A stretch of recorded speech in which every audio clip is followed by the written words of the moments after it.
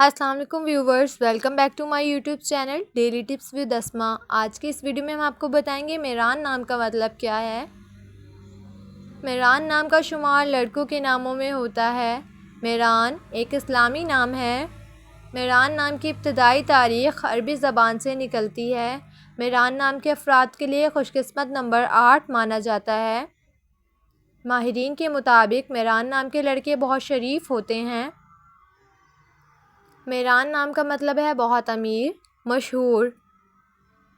मेरान नाम के लड़कों के लिए खुशकिस्मत दिनों में इतवार और मंगल का दिन शामिल है। मेरान नाम के अफराद के लिए मुआफ़िक रंगों में सुर्ख, जंगनुमा और हल्का सब्ज़ रंग शामिल है।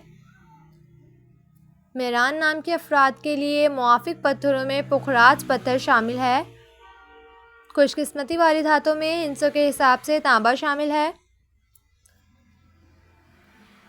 सो फ्रेंड्स, अगर आप अपने नाम का मतलब जानना चाहते हैं तो कमेंट बॉक्स में अपना नाम लिखें। इंशाअल्लाह हम आपके नाम की वीडियो ज़रूर बनाएंगे। Thanks for watching. अल्लाह हाफिज़।